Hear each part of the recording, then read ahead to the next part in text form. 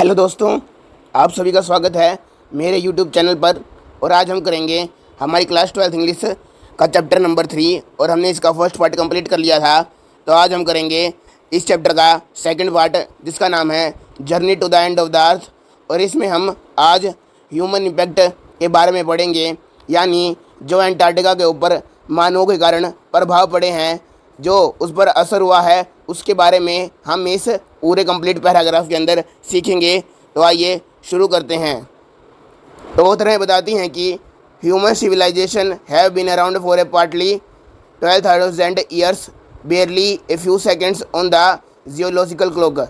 Author हमें बताती हैं कि जो मानव सभ्यता है वो पृथ्वी पर आए हुए उन्हें केवल 12,000 साल लिए हुए हैं, और ये जियोलॉजिकल क्लॉक पर कुछ सेकंड्स के बराबर है। यानी अगर हम सभी लिविंग थिंग के लाइफ स्पैन को 1 ईयर के इक्वल मान ले कि पूरी पृथ्वी जिस टाइम तक ख़त्म हो जाएगी, वहाँ पर जब लाइफ जन्मी थी और उस टाइम तक जिस टाइम पर पृथ्वी ख़त्म हो जाएगी, अगर पृथ्वी के जीने की लाइफ कंप्लीट 1 ईयर का पीरियड है, तो मानव को यहाँ पे आए हुए कुछ सेकंड्स ही हुए हैं। यानी पूरी पृथ्वी की लाइफ टाइम स्पैन के कंपैरिजन में मानव को धरती पर आए हुए कुछ सेकंड्स ही हुए हैं, यानी ये कुछ ज़्यादा टाइम नहीं है। अभी पृथ्वी का आधा वक्त भी पूरा नहीं हुआ है, अभी पृथ्वी नष्ट होने में बहुत ज़्यादा साल बचे हुए हैं।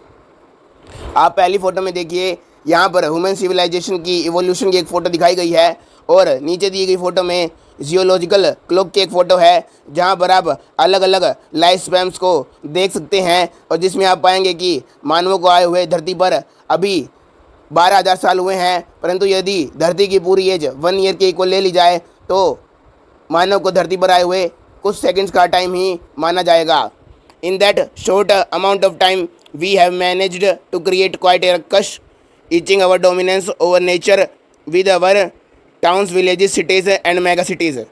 ऑथर कहती हैं कि इतने कम समय में जब मानव को आए हुए पृथ्वी पर कुछ ही सेकंड्स के बराबर का समय हुआ है, इतने कम समय में हमने पूरी पृथ्वी पर बहुत ज़्यादा शोर शराबा और बहुत ज़्यादा दूषित वातावरण क्रिएट कर दिया है। हमने अपने नेचर को तबाह कर दिया है, अपने टाउन्स, सिटीज़, विलेजेस और मेगा सिटीज़ से। यानी हमने बहुत बड़ी बड़ी बिल्डिंग्स, इमारतें और कई संसाधनों का प्रयोग करके अपने पर्यावरण को बहुत ज़्यादा नुकसान पहुंचा दिया है इतने कम समय के अंदर ही। तो आप सोच सकते हैं कि जब तक मानव सभ्यता का अंत नहीं होता, तब तक मानव इस पृथ्वी को कितना ज़्यादा नुकसान पहुँचा देंगे।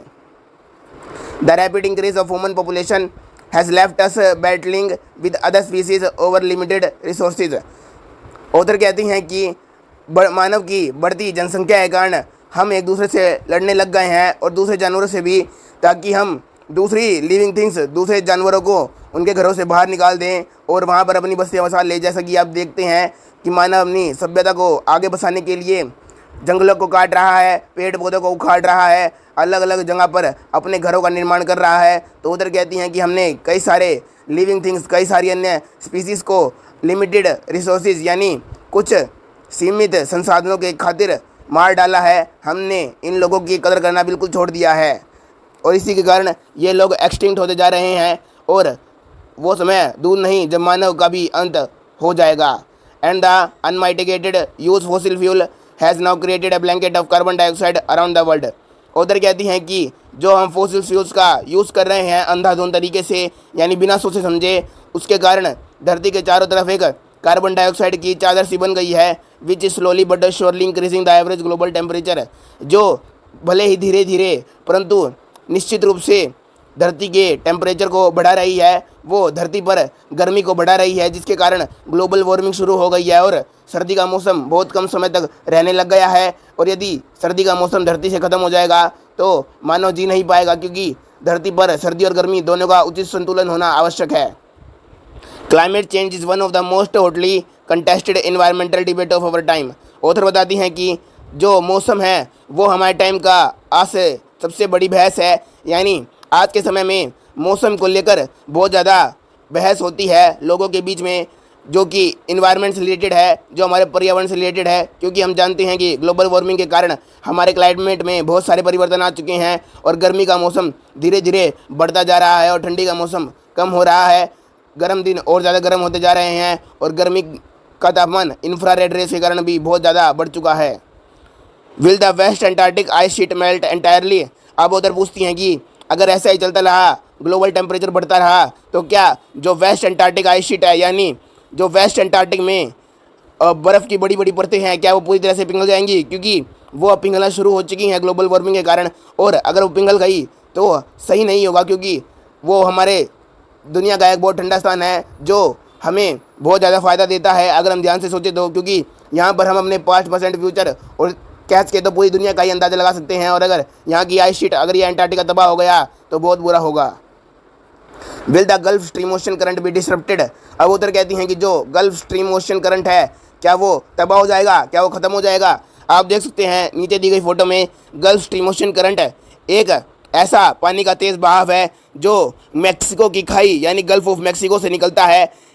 आपको बता दूं कि जो ये ओशन करंट है, जो यहाँ पानी का बहाव है, वो यहाँ से गर्म पानी को लेकर जाता है, यानी गल्फ ऑफ मैक्सिको से गर्म पानी की एक धारा निकलती है, जिसके कारण समुद्र के नीचे का पानी जो कि ठंडा होता है वो ऊपर गर्म पानी होने से बहना शुरू हो जाता है और वो समुद्र के तल से होता हुआ ही अंटार्कटिका तक पहुंचता है। और क्योंकि अंटार्कटिका तक ये ठंडा पानी पहुंचता है, इसी कारण अंटार्कटिका इतना ठंडा रहता है, इसी कारण वहाँ बर्फ़ बनती है, इसी कारण वहाँ पर जो बर्फ़ के बड़े बड़े पहाड़ हैं, जो आइसबर्ग्स है, वो बनते हैं। और अगर वो gulf ocean stream current disturb हो गया, यानी बेकाबू हो गया या किसी तरह से टूट गया, नष्ट हो गया, तो अंटार्कटिका पर ठंडी का मौसम खत्म होने लग जाएगा, और जिससे कारण अंटार्कटिका की पूरी बर्फ़ पिघल जाएगी और अंटार्कटिका फिर से वैसा नहीं रहेगा जैसा वो अब है। और धीरे धीरे ऐसे ही पूरी दुनिया का नाश हो जाएगा, क्योंकि अंटार्कटिका ही वो मेन स्थान है जहाँ पर पूरी दुनिया की जानकारी मिलती है। Will it be the end of the world as we know it today. तो उधर कहती हैं कि क्या ऐसा ही हमारी दुनिया का अंत हो जाएगा जैसा कि हम इसे आज जानते हैं? क्या ये वैसा नहीं रहेगा? May be note. उधर कहती हैं कि शायद हाँ और शायद नहीं भी, क्या पता ऐसा हो या ऐसा ना भी हो। आइदर वे, परंतु दोनों ही तरीकों में, चाहे दुनिया का अंत हो या ना हो, Antarctica is a crucial element. Antarctica एक बहुत महत्वपूर्ण एलिमेंट है जिस पे गौर करना जरूरी है। ऑफ दिस डिबेट, इस बहस का यानी अंटार्कटिका के ऊपर विचार करना बहुत ज़रूरी है। Not just because it's the only place in the world which has never sustained a human population. उधर कहती हैं कि ये केवल इसलिए ही नहीं है क्योंकि ये दुनिया में एक अकेला स्थान है जहाँ पर मानव सभ्यता अभी तक नहीं पहुँची है, जहाँ पर मानवों ने अपनी बस्तियाँ नहीं बसाई हैं। And therefore remains relatively pristine, और मानव के यहाँ ना होने के कारण ही ये आज तक अपनी प्योर कंडीशन में रहा है। इस पर कोई भी आँच नहीं आई है, ये वैसा ही है जैसा ये लाखों साल पहले था इन दिस रिस्पेक्ट। और इसी कारण से ये महत्वपूर्ण नहीं बन जाता, परंतु इसका एक और कारण है जिसके कारण अंटार्कटिका को महत्वपूर्ण कहा जाता है। But more importantly because it holds in its ice course 500 billion years old carbon records trapped in its layer of ice. उधर कहती हैं कि दूसरा कारण अंटार्कटिका के सबसे इम्पोर्टेंट होने का है, और यही दूसरा कारण है जिसके कारण अंटार्कटिका को इतनी इज्जत दी जाती है, इतना सम्मान किया जाता है अंटार्कटिका नाम के इस देश का। देश तो नहीं कहेंगे, वैसे एक स्थान का कह लीजिए आप। अंटार्कटिका नाम के इस देश का, इस स्थान का इसलिए सम्मान किया जाता है क्योंकि इसने अपने बर्फ़ की बड़े बड़ी चट्टानों में, बड़े बड़े टुकड़ों में 500 मिलियन ईयर्स यानी 5 साल पुराने कार्बन रिकॉर्ड्स को छुपा रखा है। यानी 5 साल पहले जो हमारी सभ्यताएं थी, जो अंटार्कटिका के पास जानवर रहा करते थे, उसने इन सभी सभ्यताओं के अंशों को, इन सभी के बचे हुए पार्ट्स को, टुकड़ों को, या इन सभी की जो डेड बॉडीज़ हैं, उन सभी कार्बन रिकॉर्ड्स को बचाकर अपने अंदर लेयर्स में रख रखा है।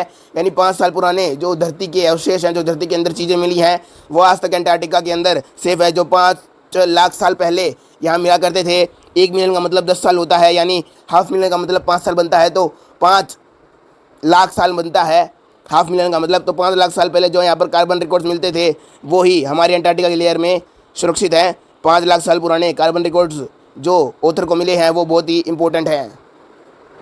If we want to study the earth past present and future, अगर हम पृथ्वी के अतीत, भविष्य और वर्तमान को जानना चाहते हैं, Antarctica is the best place to go. Author फिर से कहती है कि अंटार्कटिका ही सबसे बेस्ट प्लेस है जहाँ पर ये सभी चीज़ों का पता लगाया जा सकता है।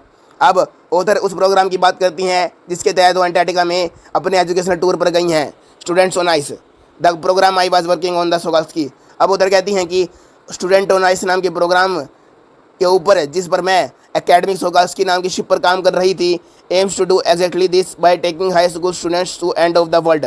ऑथर कहती हैं कि इस प्रोग्राम का मेन मकसद यही है कि हम अपने पास्ट, प्रेजेंट और फ्यूचर के बारे में जान सके अंटार्कटिका में जाकर। और इस प्रोग्राम के अंदर सभी हाई स्कूल स्टूडेंट्स को, यानी ऐसे ही मान लीजिए 9, 10, 11, 12 के स्टूडेंट्स को इस प्रोग्राम के तहत ले जाया जाता है अंटार्कटिका में, ताकि वहाँ पर वो ये सभी चीज़ें जान सके। Providing them with the inspirational educational knowledge opportunities which help them foster a new understanding and respect for our planet.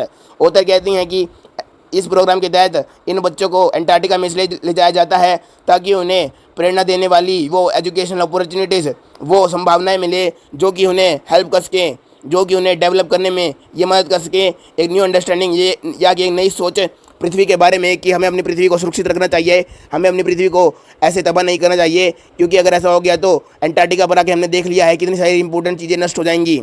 And respect for our planet, और इसका एक और मकसद है ताकि हम अपने ग्रह का सम्मान करें, हम अपनी पृथ्वी के बारे में सोचें और उसको हमेशा सिक्योर रखें। It's been in operation for 6 years। Author कहती हैं कि जिस साल वो घूमने गई थी स्टूडेंट ऑन नाम के प्रोग्राम के खातिर अंटार्कटिका पर, वो पिछले 6 सालों से चला आ रहा है। Now headed by Canadian Jeff green, और जो इसके लीडर हैं, जो इस प्रोग्राम के फाउंडर हैं, यानी इस प्रोग्राम को जिन्होंने शुरू किया है वो कनाडा से बिलोंग रखते हैं और उनका नाम है Jeff Green. Who got tired of carting some celebrities retired rich curiosity seekers which could give back only in a limited way. Author कहती हैं कि ये जो जेफ ग्रीन नाम के व्यक्ति हैं, ये पहले बड़े बड़े सेलिब्रिटीज़ को, रिटायर्ड अमीर लोगों को, क्यूरियोसिटी सीकर्स यानी जो घूमने के शौकीन हैं, उन लोगों को अंटार्कटिका या ऐसी जगहों पर घुमाने के लिए ले जाया करते थे। परंतु उन्होंने यह महसूस किया कि जो ये लोग हैं, जो अमीर लोग हैं या जो घूमने के तरीके से अंटार्कटिका नाम के स्थानों पर मेरे साथ आ रहे हैं, वो अंटार्कटिका को कुछ बदले में नहीं दे सकते, यानी वो अर्थ को सिक्योर करने के बारे में इतना नहीं सोच सकते, क्योंकि अब उनकी लाइफ बहुत ज़्यादा बीत चुकी है। अब वो 50 या उससे ज़्यादा एज के हो चुके हैं, यानी अब उनका वो जोश नहीं रहा, ना ही उनके पास वो हौसला रहा है ताकि वो अंटार्कटिका या अर्थ को प्रोटेक्ट करने में अपना कुछ ज़्यादा सहयोग दे सके। वो थोड़ी बहुत हेल्प कर सकते हैं परंतु ज़्यादा नहीं। We student on ice he offers the future generation of policy maker a life changing experience at an age when they are ready to observe, learn and most importantly act.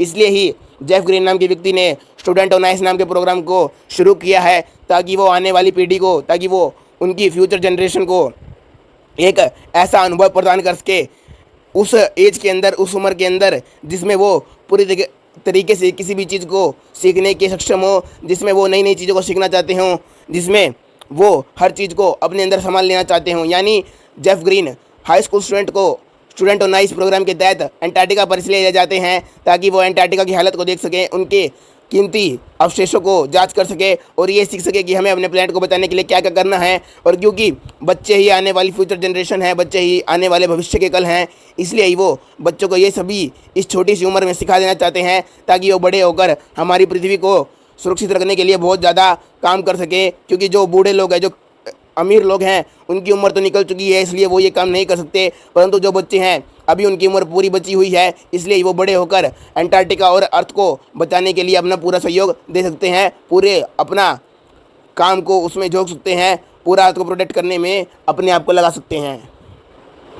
अब आपको मैं एक फ़ोटो दिखा रहा हूँ, ये photo आप ध्यान से देखिए और समझिए लैटिट्यूड या लॉन्गिट्यूड क्या होते हैं। लैटिट्यूड को हम पैरेलल्स भी कहते हैं और लॉन्गिट्यूड का एक नाम मेरिडियंस भी होता है। तो latitude and longitude are a system of lines used to describe the location of any place on earth.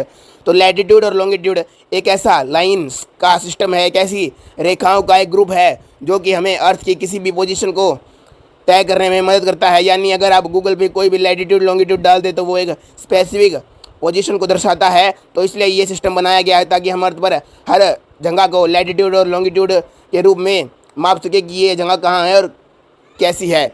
Lines of latitude run in an east west direction across earth. तो जैसा कि आपको पहली फोटो में दिखाई दे रहा है, जो लैटिट्यूड्स की लाइन है वो ईस्ट से वेस्ट की डायरेक्शन में ट्रैवल करती हैं, और जो लॉन्गिट्यूड की लाइन्स है दूसरी फोटो में आपको दिखाई दे रहा होगा, वो नॉर्थ से साउथ की डायरेक्शन में ट्रैवल करती हैं। यानी नॉर्थ से साउथ जो लाइन्स जाएंगी अर्थ के, वो तो होंगी लॉन्गिट्यूड्स की लाइन, और जो ईस्ट से वेस्ट जाएंगी वो होंगी लैटिट्यूड्स की लाइन। तो ये मैंने आपको क्यों दिखाई फ़ोटो, अब आप देखिए।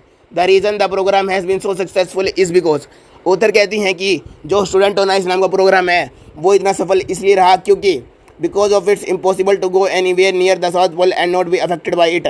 क्योंकि ऐसा असंभव है कि कोई व्यक्ति साउथ पोल के पास जाए और उसकी खूबसूरती से उसके आसपास के माहौल से प्रभावित ना हो, क्योंकि अगर कोई व्यक्ति साउथ पोल के पास जाएगा तो उसे बहुत ज़्यादा अचंभा अवश्य ही होगा। वो ऐसा खूबसूरत नज़ारा देखकर उसमें खो जाएगा, और ऐसा हो ही नहीं सकता कि उसको थोड़ा सा भी फर्क ना पड़े साउथ पोल के पास जाकर। तो इसलिए ही ये प्रोग्राम इतना सक्सेसफुल रहा, क्योंकि हर व्यक्ति साउथ पोल के पास जाने के बाद वहाँ के वातावरण में खो गया, क्योंकि वो इतना सुंदर वातावरण प्रदान करता है अंटार्कटिका में। It's easy to be blessed about polar ice caps melting while sitting in the comfort zone of our respective latitude and longitude. Author कहती हैं कि अपने रिस्पेक्टिव लैटिट्यूड लॉन्गिट्यूड के जोन में, यानी अपने निश्चित आराम वाले कमरे में अपने घरों के बैठकर ये बहुत आसान है कि हम पोलर आइस कैप्स को मेल्ट करता हुआ महसूस नहीं करते। यानी अगर हम टीवी वगैरह पे देखें कि अंटार्कटिका के अंदर आइस की जो चट्टानें हैं, जो बर्फ़ के बड़े बड़े पहाड़ हैं, वो पिघल रहे हैं, तो हम पर इतना ज़्यादा असर नहीं पड़ता जितना पड़ना चाहिए। यानी जैसे हमने टीवी खोला और ये देखा कि अंटार्कटिका के अंदर आइस के बड़े बड़े पहाड़ पिघल रहे हैं, तो हमें लगता है कि क्या हुआ, बर्फ़ ही तो पिघल रही है और इसमें क्या बड़ी बात है। हम सिंपल ऐसे सोच के मान लेते हैं, परंतु ऐसा हमें नहीं करना चाहिए, क्योंकि but when you can visibly see glacier retreating and ice slaves collapsing, you begin to realize that the threat of global warming is real. ओथल कहती हैं कि परंतु जब आप वास्तव में अंटार्कटिका पर खड़े होकर बड़े बड़े ग्लेशियर्स को टूटता हुआ देखते हैं, जब आप बड़ी बड़ी आइस स्लीव्स यानी समुद्र में तैरते हुए बड़े बड़े चट्टानों के पत्थरों को टूटते हुए देखते हैं, तो आप ये महसूस करते हैं कि जो ग्लोबल वार्मिंग का जो खतरा है, जो धरती के तापमान बढ़ने का खतरा है, जो धरती पर गर्मी धीरे धीरे बढ़ती जा रही है, वो खतरा असली में है। ये केवल मजाक नहीं है, क्योंकि टीवी पर बैठकर ये चीज़ें देखने से हम पर इतना असर नहीं पड़ता, परंतु जब हम अपनी आंखों से वहाँ पर वास्तविक रूप से खड़े होकर ग्लोबल वार्मिंग के परिणामों को देखते हैं अंटार्कटिका पर, तो हम अंदर तक बहुत ही घबरा जाते हैं। हम ये सोचने लगते हैं कि क्या ग्लोबल वार्मिंग इतनी ज़्यादा बढ़ रही है, क्योंकि हमारे सामने वो ग्लेशियर्स किस प्रकार टूटते हैं ये केवल वहाँ पर रहकर ही महसूस किया जा सकता है। इसकी कल्पना करना भी बहुत मुश्किल है। Antarctica because of simple ecosystem, क्योंकि अंटार्कटिका का जो इकोसिस्टम है, जो वहाँ का वातावरण है, वो बहुत ही सिंपल है, एंड लैक ऑफ बायोडाइवर्सिटी, और क्योंकि वहाँ पर जीव जंतु की इतनी ज़्यादा संख्या नहीं है, वहाँ पर केवल पेड़ पौधों की और कुछ एनिमल्स की जातियाँ पाई जाती है, और ह्यूमंस का नामो निशान नहीं है। इसी के कारण Antarctica is the perfect place to study how little changes in the environment can have big repercussions. इसलिए ही अंटार्कटिका एक परफेक्ट प्लेस है जो हमें यह बता सकती है, जिस पर हम रहकर ये स्टडी कर सकते हैं कि छोटे छोटे जो पर्यावरण के अंदर चेंजेस आ रहे हैं, जो हम पर्यावरण के साथ छेड़छाड़ करके उसमें छोटी छोटी चीज़ों को बदल रहे हैं, वो कितना बड़ा परिणाम हमको बदले में वापस दे सकते हैं। यानी जो हम आज पर्यावरण के साथ कर रहे हैं, वो कल को हमारे साथ भी होगा। इसलिए हम अंटार्कटिका बजाकर ये चीज़ों को महसूस कर सकते हैं कि अगर हम आज अपने इन्वायरमेंट को नुकसान पहुँचाएंगे, तो कल इन्वायरमेंट हमसे ही बदला अवश्य लेगा। Take the microscopic phytoplankton. Author कहती हैं कि अगर आप छोटे छोटे फाइटोप्लैंक्टन्स को ले लें, फाइटोप्लैंक्टन्स एक ग्रुप होता है छोटे छोटे फ्लोटिंग प्लांट्स का, जो समर के टाइम पर एकदम से इंक्रीज करने लग जाते हैं। यानी समर के टाइम पर इनकी संख्या एकदम से बढ़ने लग जाती है पानी के अंदर, और ये ब्लूम्स की तरह, जैसा कि मटर के दानों का सूप होता है, उसी तरह पूरे पानी में फैल जाते हैं और करोड़ों स्क्वायर मील्स की डिस्टेंस पर समुद्र में अपने आप को फैला लेते हैं। यानी अंटार्कटिका में भी फाइटोप्लैंक्टन्स पाए जाते हैं, जो कि अपने आप को बहुत ज़्यादा स्थान पर घेरे हुए हैं वहाँ के समुद्र में। Those grasses of the see that nourish and sustain the entire southern ocean food chain. Author कहती हैं कि यही वो हरे रंग की ग्रास हैं जो समुद्र के अंदर पाई जाती हैं, जो कि वहाँ की पूरी फूड चेन को बनाए रखती है, जो वहाँ के सभी एनिमल्स और पेड़ पौधों के लिए ज़रूरी है, क्योंकि फाइटोप्लैंक्टन्स ही वो माइक्रोस्कोपिक प्लांट्स हैं जो कि वहाँ के हर पेड़ पौधे और वहाँ के जानवरों को खाना प्रदान करते हैं। यही वहाँ के खाने का मुख्य कारण है। This single cell plant use the sun energy. Author कहती हैं कि जो ये सिंगल सेल प्लांट है, वो सूर्य किरणों का यूज़ करती हैं टू एसिमिलेट कार्बन को अपने अंदर लेने के लिए, एंड सिंथेसाइज ऑर्गेनिक कंपाउंड, और उसको ऑर्गेनिक कंपाउंड में तोड़ देने के लिए। यानी क्योंकि हम जानते हैं कार्बन से ही ऑर्गेनिक कंपाउंड्स का निर्माण होता है, तो ये प्लांट्स अपने अंदर कार्बन को लेने के लिए और उसको तोड़ने के लिए सनलाइट का यूज़ करती हैं। In that wondrous and most important process called photosynthesis. और ये ऐसा इसलिए करती हैं ताकि ये अपना खाना बचा सके और ये और लोगों को भी खाना प्रदान कर सके। और ये सभी चीज़ें फाइटोप्लैंक्टन्स फोटोसिंथेसिस के कारण ही कर पाते हैं, क्योंकि फोटोसिंथेसिस ही वो प्रोसेस है जिसके कारण ये ग्रीन प्लांट्स अपना खाना बना पाते हैं। Scientist want that A further depletion in the ozone layer will affect the activities of phytoplanktons. Scientist कहते हैं कि अगर ओजोन के लेयर के अंदर थोड़ा सा भी और परिवर्तन आया, यानी अगर अंटार्कटिका में जो ओजोन लेयर का छेद बन चुका है, क्योंकि वहाँ पर इंफ्रारेड रेज़ आनी शुरू हो गई हैं, तो यदि ये छेद और बड़ा हो गया, अगर ओजोन की परत और ज़्यादा पतली हो गई, नष्ट हो गई, तो जो फाइटोप्लैंक्टन्स है उनकी एक्टिविटी, उनकी प्रक्रिया पर फर्क पड़ेगा, जिसके कारण वो सभी जीव जंतुओं का खाना बना पाते हैं, which in turn will affect the life of all marine animals. और अगर इनके खाना बनाने की प्रक्रिया में बाधा पड़ा, कोई संकट आया, तो सभी वहाँ पर रहने वाले समुद्र के अंदर जानवरों की और birds of the region and the global carbon cycle, और जो बर्ड्स हैं वहाँ के रीजन की, और जो ग्लोबल कार्बन साइकिल है, यानी वो साइकिल जिसके कारण वहाँ के सभी जीव जंतु अपने आप अपने अंदर कार्बन कंपाउंड यानी ऑर्गेनिक कंपाउंड को अपने अंदर सस्टेन कर पाते हैं। जो कार्बन वहाँ के एटमॉस्फेयर, समुद्र, वहाँ के फॉसिल फ्यूल्स में मिलता है, वो सभी डिस्टर्ब हो जाएगा, और ऐसा हो जाएगा तो वहाँ पर लाइफ का नामो निशान मिट जाएगा, जो धीरे धीरे वहाँ से होते हुए पूरी दुनिया में फैल जाएगा और धीरे धीरे मानव सभ्यता खत्म हो जाएगी। In the parable of phytoplankton there is a great metaphor for existence. Author कहती हैं कि फाइटोप्लैंक्टन्स की इन कहानियों में, जिसके मतलब फाइटोप्लैंक्टन्स की इस स्टोरी में, जैसा कि वो हम देखते हैं कि और जानवरों का और पेड़ पौधों का खाना बना पाती हैं, इसमें हमें एक बहुत बड़ी सीख मिलती है। यानी फाइटोप्लैंक्टन्स की इस प्रक्रिया से हमें एक बहुत बड़ी चीज़ सीखने को मिलती है। वो क्या है? Take care of small things and the big things will fall into places. कि हमें छोटी छोटी चीज़ों का ख्याल रखना चाहिए ताकि बड़ी चीज़ें अपने आप ठीक हो जाएं। जैसा कि हमने देखा, अगर फाइटोप्लैंक्टन्स की प्रक्रिया में कोई नुकसान पड़ेगा, कोई संकट आएगा, तो पूरी मानव सभ्यता खत्म होने का खतरा बन जाएगा। उसी तरह उधर कहती हैं कि छोटी छोटी चीज़ों का अगर हम ध्यान रखेंगे तो जो बड़ी बड़ी चीज़ें हैं वो अपने आप ठीक हो जाएंगी, वो कभी भी नहीं बिगड़ेंगी। तो इसी के साथ हमारे चैप्टर का पार्ट 2 भी खत्म होता है। अब हम पार्ट 3 में करेंगे वॉक ऑन द ओशन, जो कि नेक्स्ट वीडियो का टाइटल रहेगा। अगर आपको ये वीडियो पसंद आई हो तो please like, share, subscribe and comment. Thank you, goodbye, thanks for watching.